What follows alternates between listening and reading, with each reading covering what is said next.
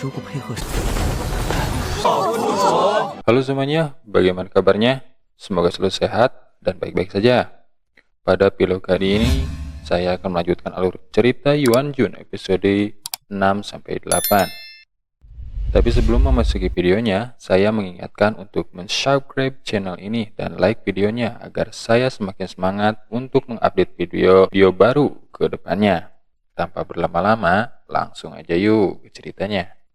Singkat cerita, Yoyuan merasakan badannya terasa berat setelah ditanamkan ran genesis oleh Yoyu. Lantas, Yoyuan menanyakan kepada Yoyu dengan memasang wajah datar.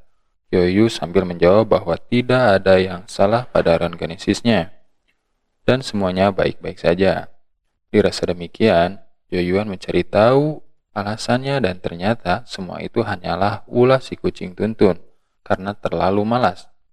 Tuntun akhirnya menggunakan Joyuan sebagai tunggangannya. Dirasa sangat jengkel. Joyuan sempat ingin marah pada Tuntun, tapi karena Tuntun terlalu imut dan manis, Joyuan pun akhirnya berniat memberikan Tuntun sebuah makanan. Tapi itu hanyalah tingkah Joyuan untuk menggodanya. Kemudian makanan itu dimasukkan ke mulutnya Joyuan. Dengan begitu, Joyuan membalas perlakuannya kepada kucing imut itu. Yoyu yang melihat Tuntun sangat marah, menjelaskan kepada Joyuan kalau Tuntun bahkan bisa menelan seseorang dengan hidup-hidup. Dari beberapa orang yang sudah dimakan oleh Tuntun, Yoyu sama sekali belum pernah melihat ada yang berhasil keluar dari dalam perutnya, karena terlalu menyeramkan. Joyuan minta Yoyu agar menyuruh Tuntun untuk tidak lagi memarahinya. Yoyu pun mengiyakan karena Joyuan terlihat ketakutan. Tak lama kemudian, beberapa orang mengatakan kalau Chu Tianming sedang berkelahi dengan ketua akademi. Sebut saja Amin. Di air terjun spiritual. Orang-orang itu pun beramai-ramai ingin menyaksikan pertarungan kedua dekan dari akademi pertama dan akademi kedua.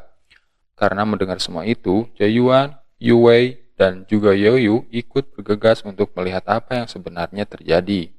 Sedangkan di air terjun spiritual, gelombang energi terpancarkan dari sosok dekan akademi. Kedua dekan masih mengeluarkan kekuatan mereka satu sama lain. Melihat kekuatan mereka berdua, banyak murid sangat ketakutan karena kekuatan kedua dekan itu sangatlah mengerikan. Di sana, beberapa orang menyuruh mereka berdua menghentikan perbuatan mereka. Karena jika tidak, tempat tersebut ditakutkan hancur.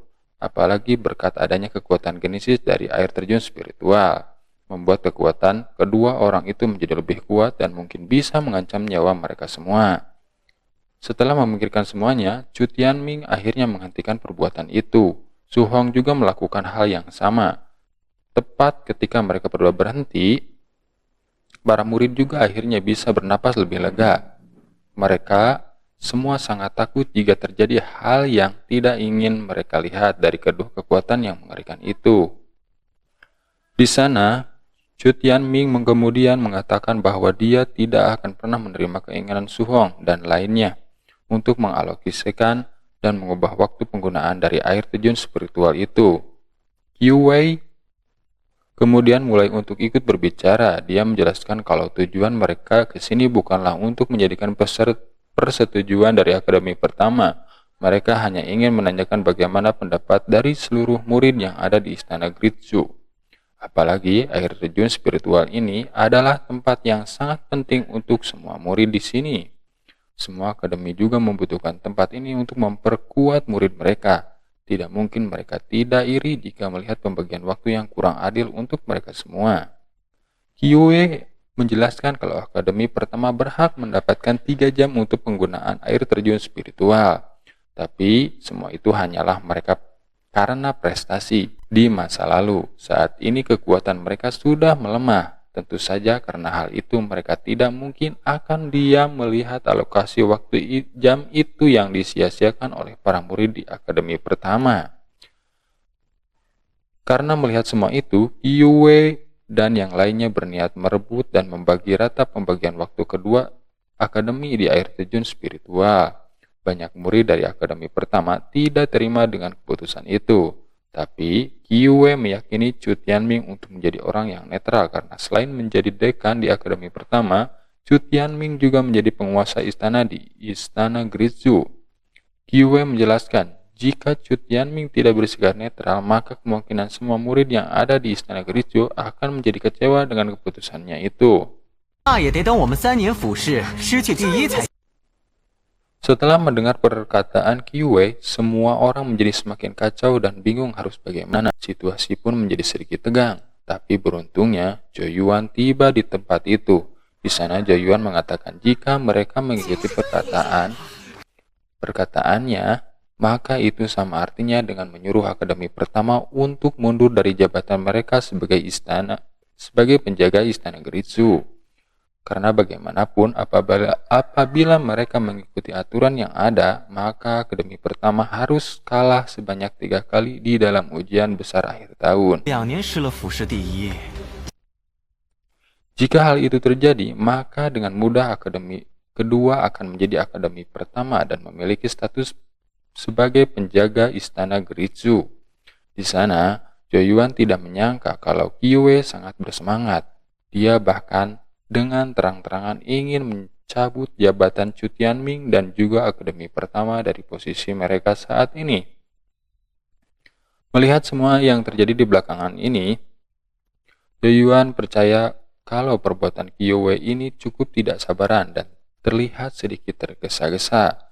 Banyak murid yang mendengar perkataan Zhou Yuan merasa kalau semua itu masuk akal. Beberapa orang bahkan memuji kecantikan Yao Yu karena mengira Yao Yu adalah malaikat yang turun dari langit. Yao Yu sama sekali tidak terpengaruh dengan mereka semua. Sedangkan Zhou Yuan dan juga Yao Wei memberi salam kepada Chu Tianming karena mereka sudah kembali. Mereka berdua sangat kesal karena Zhou Yuan muncul di tempat ini. Qiuwei kemudian menyombongkan akademi kedua mereka yang sudah berhasil memenangkan 2 kali berturut-turut ujian besar akhir tahun. Dia meyakini semua orang kalau akademi kedua akan memenangkan ujian tahun ini. Jika hal itu terjadi, maka dengan mudah akademi kedua mereka akan menggantikan posisi dari akademi pertama. Karena hal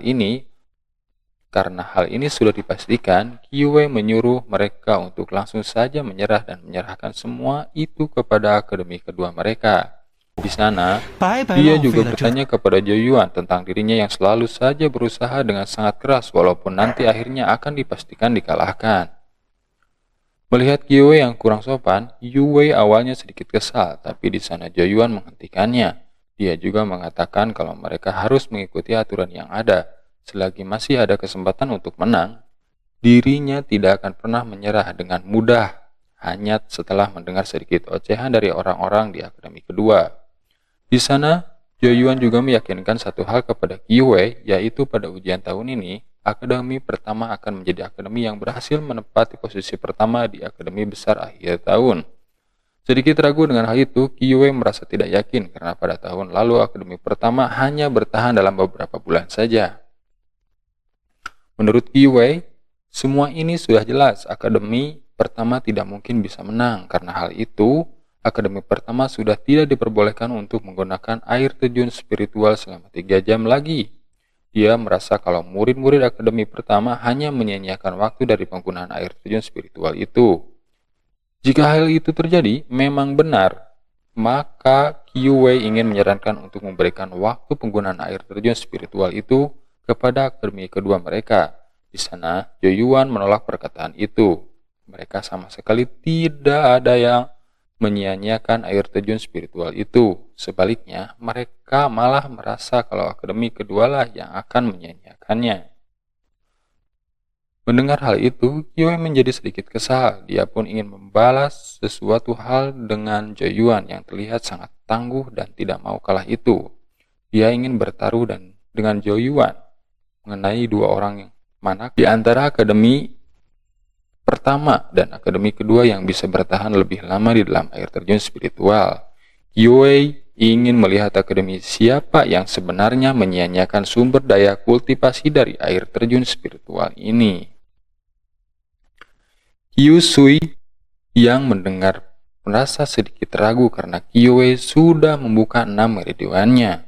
Karena hal itu, kemungkinan dia dialah yang akan memenangkannya. Qiuwei merasa kalau tantangan ini hanyalah akal-akalan akademi kedua karena mereka sudah jelas mengetahui kalau mereka bisa memenangkan pada tantangan itu. Mendengar hal itu, Qiuwei malah menjadikannya bahan untuk merendahkan akademi pertama. Dia tidak menyangka kalau akademi pertama hanya dipenuhi oleh sampah yang bahkan tidak bisa membuka meridian ke-6 mereka. Di sana banyak murid yang tidak diterima. Di sana banyak murid yang tidak terima. Tapi di sana Joyuan menerima tantangan itu dan menanyakan apa pertaruhan yang ingin dilakukan oleh Qiuwei. Mendengar hal itu, murid lain dan Chu Tianming sangat terkejut karena Joyuan sangat berani menerima tantangan jebakan seperti itu. Seperti apa yang diinginkan oleh Qiuwei, dia sangat senang karena Joyuan bisa dengan cepat menerima tantangan itu. Qiuwei kemudian menjelaskan mengenai pertaruhannya. Jika akademi kedua menang, maka mereka berhak mendapatkan waktu alokasi 1 jam dari akademi pertama dan 15 menit alokasi waktu untuk masing-masing akademi ketiga dan keempat. Mendengar hal itu, dekan akademi para dekan akademi pun sangat tertarik dengan pertaruhan tersebut. Joyuan tidak menyangka memikirkan tawaran itu, yang mana tujuan itu hanya untuk memenangkan hati dari dekan murid-murid di akademi. Joyuan pun menyetujui pertaruhan yang dikatakan oleh Qiuwei itu. Tak lama kemudian, mereka pun pergi dan bersiap-siap.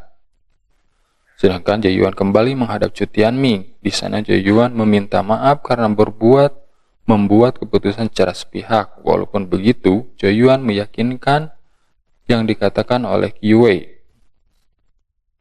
Joyuan meyakinkan Chu Tianming dan yang lainnya kalau dirinya akan berhasil memenangkan tantangan yang dikatakan oleh Qiuwei. Chu Tianming sama sekali tidak memarahinya. Dia yakin kalau Joyuan bisa melakukannya. Dia hanya ingin Joyuan melakukan hal yang terbaik untuk akademi pertama. Singkat cerita, mereka pun memulai tantangan itu.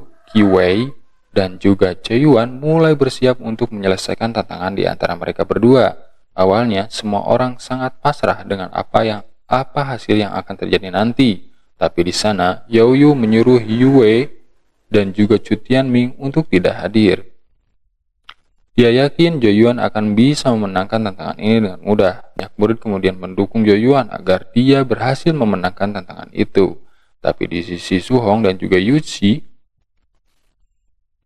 mereka berdua yakin kalau Joyuan akan kalah. Bahkan, Yuchi percaya Joyuan yang hanya membuka 2 meridiannya akan dengan mudah dikalahkan oleh Qiuwei yang membuka 6 meridian.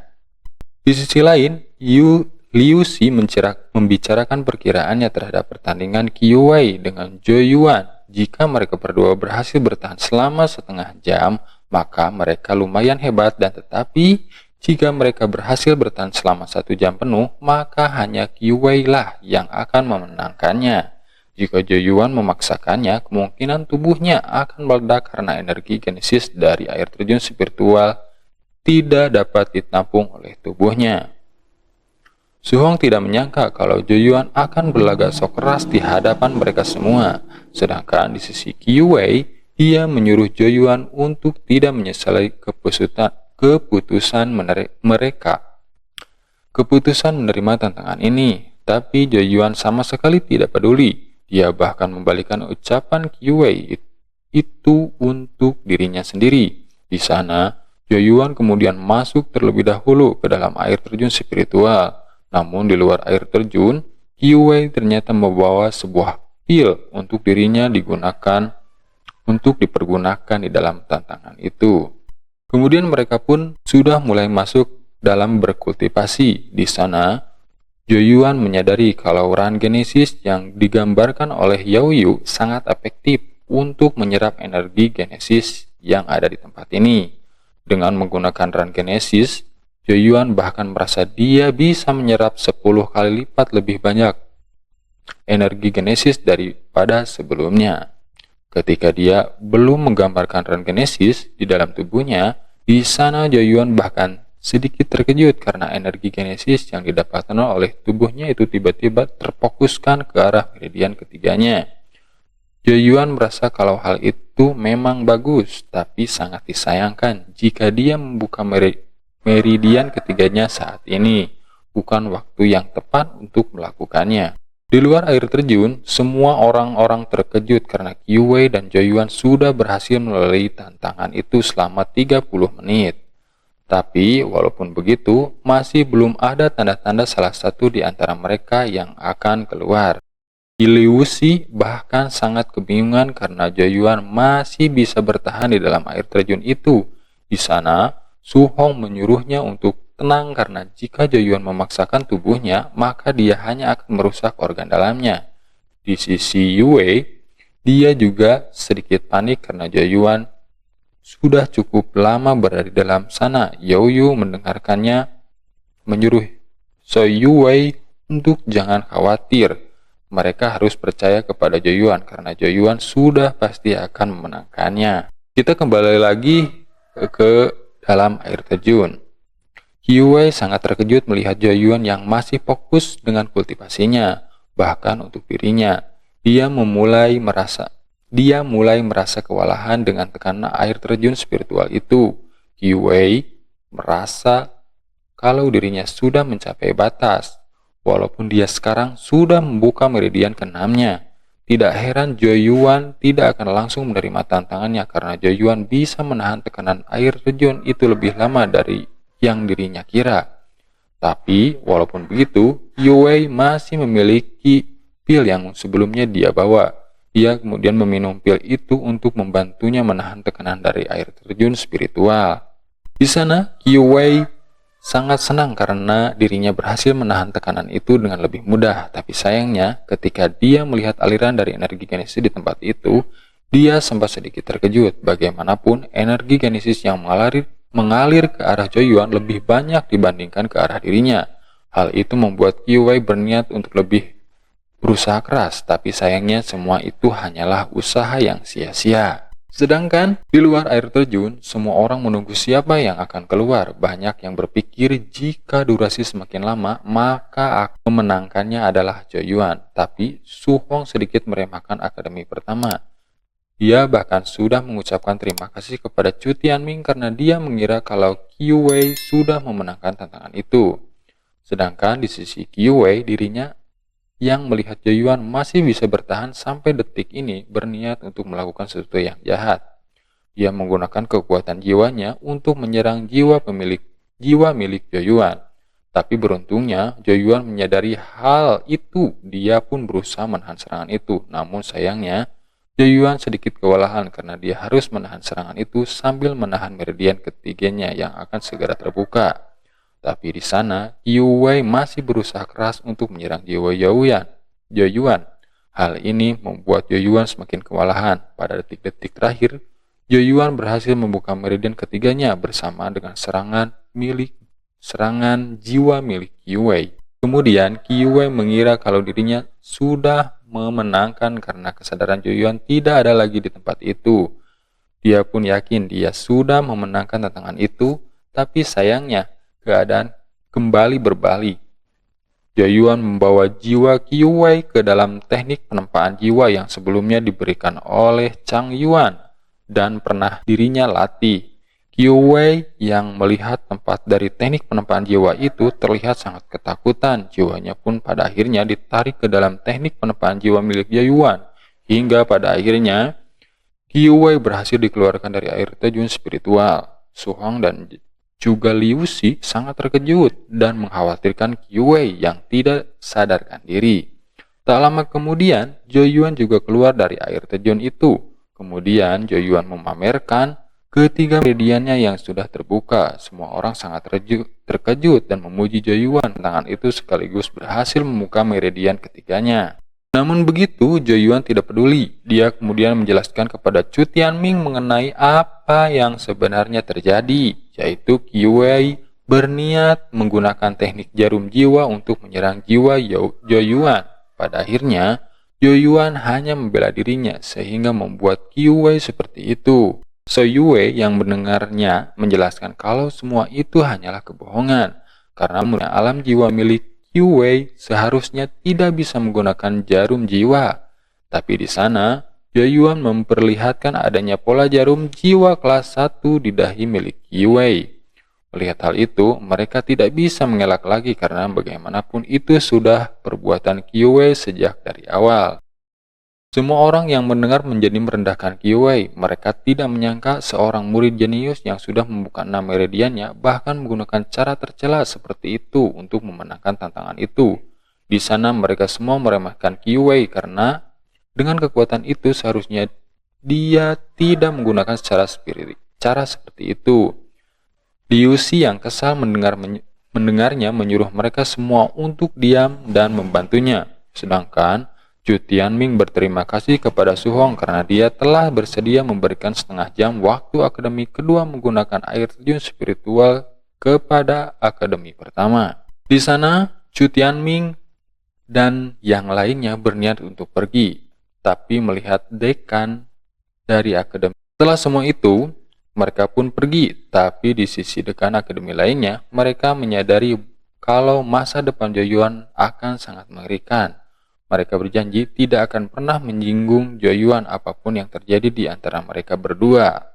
Kemudian kita berpindah ke kediaman Wei yang sedang marah-marah karena dirinya sebelumnya setelah dikalahkan oleh Yuan. Ia marah-marah sampai menghancurkan barang yang ada di meja. Tidak lama kemudian, Angxi datang ke tempatnya. Angxi bertanya kepada Wei, kenapa Wei marah-marah? Seharusnya Wei tidak perlu berkecil hati karena dia kalah dengan seorang yang dibantu oleh kekuatan jiwa.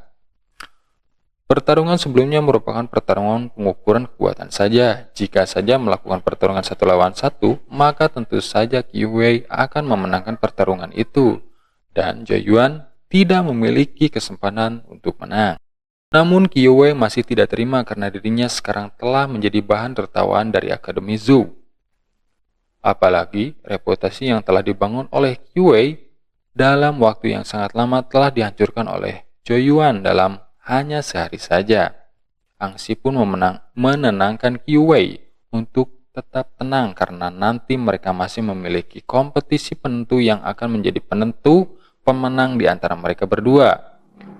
Pada kompetisi itulah baru Wei memiliki kesempatan untuk membalas dendam atas perbuatan yang telah dilakukan Yuan terhadapnya. Perkataan itu membuat Wei jadi lebih tenang dan ia berjanji bahwa pada kompetisi penentu nanti dirinya akan benar-benar membalas dendam kepada Yuan. Sedangkan untuk praksi Jia, Yuan dan murid-muridnya mendapatkan keuntungan yang sangat besar karena mereka sebelumnya telah mendapatkan sebagian waktu pelatihan dari praksi Yi. Membuat pelatihan mereka jauh lebih lama. Hal ini membuat para murid dari praksi perkembangan yang signifikan. Tidak lama kemudian, tiba-tiba saja So Yue keluar dari air terjun Giok.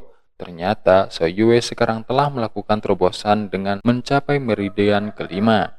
Hal ini pun membuat semua orang kagum kepada So Yue karena perkembangannya yang sangat cepat. Penatua Tian Yang juga merasa senang karena sekarang ada 3 orang dari murid mereka yang berada di tahapan meridian kelima. Sedangkan Yuan yang berada di air terjun Giok mendengar bahwa So Yue telah membuka meridian kelimanya, merasa tertantang. Ia bertekad untuk berjuang lebih keras agar bisa menyusul So Yue. Yuan yang berada di luar bersama dengan penatua Tian Yang yakin bahwa Pangeran Yuan sebentar lagi akan mencapai tingkatan meridian keempat karena Yuan telah memasuki air terjun Giok dalam waktu yang sangat lama. Tetapi karena pelatihan mereka hari ini telah usai, penatua Tian Yang pun menyuruh semua murid untuk segera kembali beristirahat. Namun, saat mereka ingin pergi, Tian Yang melihat bahwa Yuan sepertinya akan melakukan terobosan. Benar saja, tidak lama kemudian dari air terjun itu, Yuan keluar dengan sudah berada di meridian keempat. Pada malam harinya, Yuan kembali ke kediamannya dan makan malam bersama ayah dan ibunya. Ayahnya, Yuan bangga karena Yuan sekarang telah mencapai meridian keempat. Tetapi berbeda dengan Joyuan, ia justru tampak bersedih karena merasa perkembangan kekuatannya terlalu lambat. Joyuan merasakan bahwa esensi dari air terjun giok tidak terlalu membantu dirinya untuk melakukan terobosan lagi, yang justru akan membuat dirinya kesulitan untuk bisa mencapai tingkatan kelima. Apalagi pada kompetisi nanti, Joyuan memiliki firasat bahwa Kyoe akan mencapai meridian ketujuh. Jika Joyuan tidak melakukan terobosan lagi, maka pada kompetisi akhir tahun dirinya akan kalah oleh Kyoe. Namun pada saat itu, Yaoyu memberitahu mereka bahwa ia memiliki saran untuk Joyuan untuk melakukan sebuah metode pelatihan yang disebut dengan darah binatang buas, atau dalam bahasa panjangnya dikenal sebagai pola darah 37 binatang. Metode ini melibatkan mengumpulkan esensi darah dari 37 binatang buas kelas 1 dan artinya akan diserap oleh Joyuan.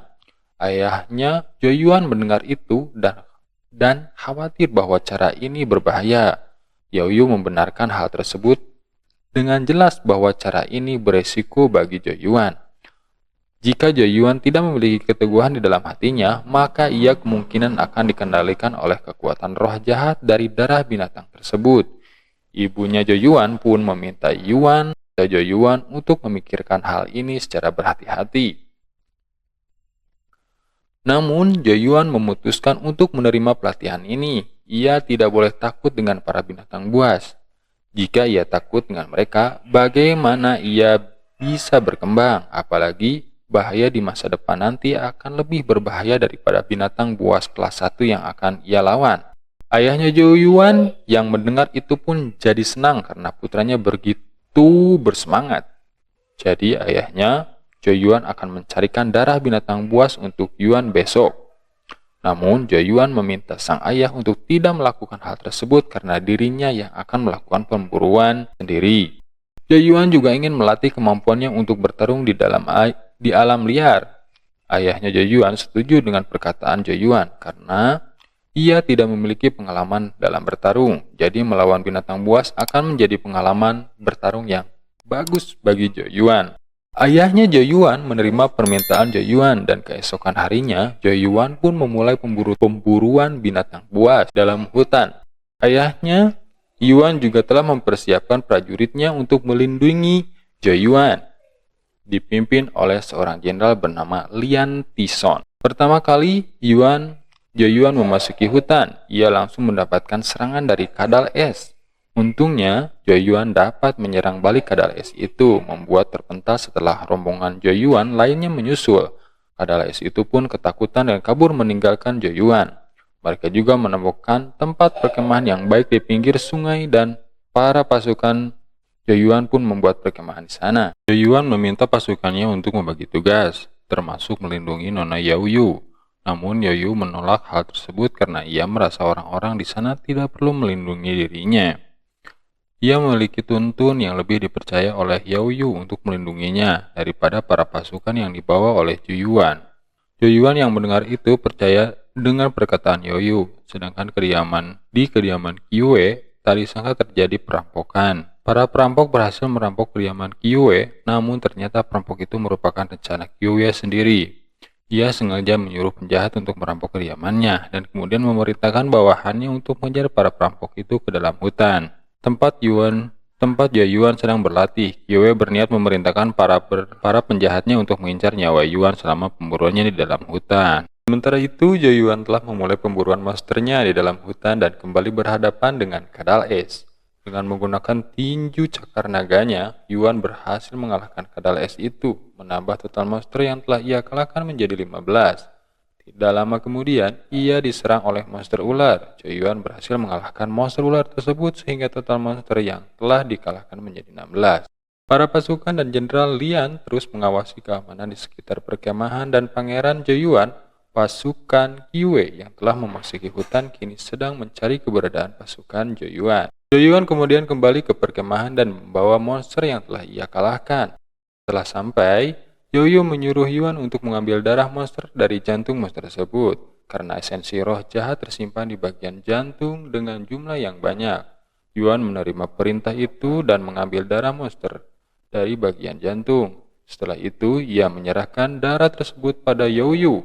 Joyuan berniat melanjutkan pemburuan monster kembali, karena masih tersisa 20 monster yang perlu dikumpulkan. Jenderal Yan masih berada di dalam hutan untuk menjaga agar tidak ada orang yang berniat jahat kepada Pangeran Joyuan. Namun, tidak lama kemudian para pasukan dari Kekaisaran Qi yang dipimpin oleh Qi Guanjian tiba di tempat. Jenderal Yan bertanya kepada Tuan Qi mengapa mereka datang ke hutan ini.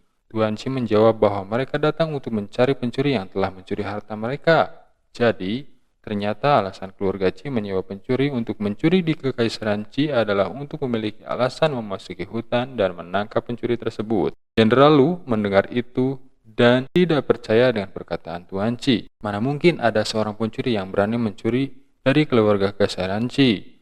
Namun, Tuan Qi menjawab bahwa dirinya telah mendapatkan izin dari Kekaisaran untuk memasuki hutan dan menangkap pencuri itu. Ia berjanji hanya masuk ke dalam hutan untuk menangkap pencuri. Setelah pencuri itu tertangkap, mereka akan keluar dari hutan dan memberikan hukuman kepada pencuri tersebut. Meskipun begitu, Jenderal Lu masih tidak percaya dengan perkataan Tuan Qi karena di dalam hutan ini terdapat Pangeran Joyuan yang sedang berlatih. Jika mereka membiarkannya, para anggota Kekaisaran Qi masuk mungkin bisa mengganggu pelatihan Pangeran Joyuan. Tuan Qi marah kepada Jenderal Lu karena merasa tidak dihormati. Hubungan di antara mereka berdua semakin memanas dan hampir terjadi pertarungan. Kemudian para pencuri yang sebenarnya merupakan pasukan suruhan dari Yue telah menemukan keberadaan Youyu. Kedua pencuri ini bernama Ronon dan Lohua. Melihat kecantikan Youyu, mereka sangat tertarik untuk menculiknya. Ronon membuat rencana dengan menyuruh Lohua untuk membereskan Pangeran Joyuan terlebih dahulu, sementara ia akan menculik Youyu. Lohua setuju dan pergi, sementara Ronon mendekati Youyu untuk menculiknya. Namun kedatangan Ronon telah diketahui oleh Youyu dan ia menyuruh Tuntun untuk menghabisinya. Tuntun berubah menjadi sosok yang sangat menyeramkan dan menghabisi Ronon. Kemudian Yuan berhadapan dengan Lohua. Kedatangan Lohua membuat Yuan sangat kaget karena seharusnya Jenderal Lu tidak membiarkan siapapun masuk ke tempat pelatihannya. Lohua mengatakan kepada Yuan bahwa ia tidak sabar untuk menghabisi Yuan karena ingin segera bersenang-senang dengan Youyu. Hal itu membuat Yuan kesal dan terjadilah pertarungan di antara mereka berdua. Dalam pertarungan tersebut, Yuan menggunakan teknik naganya yang membuat Lohua terpental. Lohua menyadari bahwa Pangeran Yuan bukanlah orang biasa, sehingga ia meningkatkan serangannya dengan mengeluarkan pedang kegelapan yang hampir mengenai tubuh Pangeran Joyuan. Di sisi lain, Jenderal Lu masih berhadapan dengan Tuan Qi. Ia tiba-tiba mendengar keributan dan menyadari bahwa keributan itu berasal dari tempat Joyuan. Setelah berhasil mengalahkan pencuri tersebut, Joyuan menjadi sangat khawatir kepada Youyu dan juga Tuntun karena dia memiliki tugas untuk melindungi mereka. Setibanya di sana, dia langsung menanyakan kepada Youyu apakah dia baik-baik saja. Ternyata Youyu dan Tuntun tampak baik-baik saja. Bahkan mereka begitu santai sedangkan dirinya sudah babak belur dan juga compang-camping. Youyu menjawabnya bahwa dia baik-baik saja, tetapi barusan saja dia bertemu dengan pria yang tidak beruntung, atau lebih tepatnya pria tersebut sudah dimakan hidup-hidup oleh Tuntun. Joyuan yang tidak mengetahui apapun langsung menanyakan di mana pria tersebut. Tuntun pun mengeluarkan salah satu barang spiritual milik dari pencuri tersebut. Joyuan pun langsung paham bahwa pria sebelumnya ia telah dimakan oleh Tuntun hidup-hidup. Dia pun berkata bahwa kematian dari pria tersebut sangatlah sial. Barang yang diberikan oleh Tuntun adalah sebuah token yang bisa merekam semua kekuatan atau teknik yang luar biasa. Youyu menyuruhnya untuk melihat dengan jelas karena di dalamnya ada sebuah teknik rahasia yang mungkin saja belum dia pahami. Tanpa basa-basi, Joyuan pun mencoba untuk memeriksanya. Ia melihat salah satu teknik yang bertuliskan teknik Xuanmang tingkat rendah. Dia tidak menyangka kalau teknik Xuanmang ini adalah salah satu elemen utama untuk kerajaan Sipu. Dan juga dikatakan bahwa teknik tersebut telah diberikan kepada dinasti Wu. Namun anehnya, mengapa teknik tersebut berada di tangan kedua pencuri ini? Youyu tidak begitu peduli dan hanya meminta Joyuan untuk fokus mencari 36 binatang jiwa dan jangan teralihkan dengan teknik apapun. Saat ini dia membutuhkan 36 binatang jiwa untuk memulai latihannya. Joyuan pun langsung mengiyakan sembari berkata bahwa dia tidak mengembalikan token tersebut. Apapun yang berada di tangannya, jangan pernah berharap untuk dikembalikan. Lalu, Yaoyu menanyakan bagaimana cara Joyuan mengalahkan pencuri tersebut. Joyuan menjelaskan bahwa dia menggunakan tau harimau untuk melumpuhkan pencuri tersebut. Tidak lama setelah itu, Komandan Liu Shen datang untuk melihat keadaan dari Joyuan. Sedangkan tetua Ciling sangat penasaran bagaimana nasib dengan Joyuan. Walaupun dia tidak mati, setidaknya dia pasti kehilangan separuh nyawanya. Namun sesampainya di sana, dia sangat terkejut karena Joyuan sehat walafiat. Hal tersebut membuat kebingungan bagaimana bisa anak tersebut baik-baik saja. Tetua Ciling yang melihat pencuri tersebut langsung menghampirinya dan menjatuhkannya. Dia sangat marah karena kedua pencuri ini sama sekali tidak berguna untuk menghabisi nyawa dari Joyuan. Alhasil, untuk menutupi semua bukti, dia pun menghabisi pencuri tersebut. Komandan Lu sangat kesal dan menanyakan mengapa dia mencoba untuk menghabisi nyawanya, padahal bisa untuk diinterogasi. Hal tersebut juga membuat Joyuan menjadi sangat curiga kepada tetua Ciling dan yakin bahwa kejadian ini pasti ada hubungannya dengan Pangeran Ciwe. Tetua Ciling pun langsung beralasan bahwa siapapun yang memasuki kerajaan Zhu pantas mati dan tidak perlu diinterogasi. Namun, tetua Ciling sangat panik karena salah satu dari mereka masih belum diketahui keberadaannya. Dia menanyakan kepada Joyuan di mana yang satunya lagi. Tetapi Joyuan mencoba untuk membohonginya dengan mengatakan bahwa dia melihat salah satunya pergi dari sini. Mendengar itu, tetua Ciling semakin panik. Joyuan mencoba untuk menghambat pergerakan mereka dengan mengajak mereka untuk makan bersama dengan alasan bahwa jika perut kenyang maka mereka bisa fokus untuk mencari pencuri tersebut. Namun, tetua Ciling menolak dengan alasan bahwa mereka harus cepat-cepat menangkap pencuri tersebut sehingga mereka pun pergi dari sana. Setelah kepergian tetua Ciling, Komandan Len memberitahu kepada Joyuan bahwa sepertinya kejadian hari ini ada hubungannya dengan keluarga Ciwe. Joyuan pun mengiyakan hal tersebut, tetapi dia meminta kepada Komandan Lu untuk tidak bertindak gegabah karena mereka tidak mempunyai bukti yang akurat. Lebih baik memberitahu kepada ayahnya untuk mengatasi masalah ini.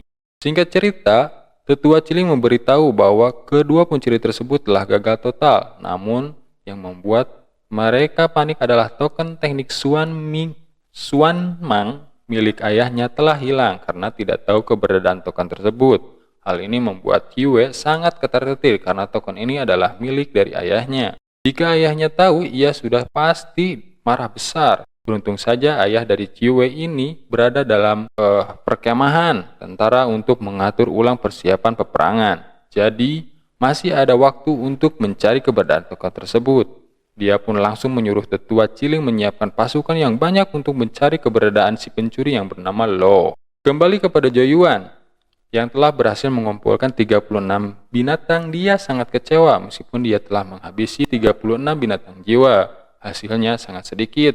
Hanya beberapa tetes darah saja, padahal dalam pemburuan tersebut, dia hampir meninggal dunia.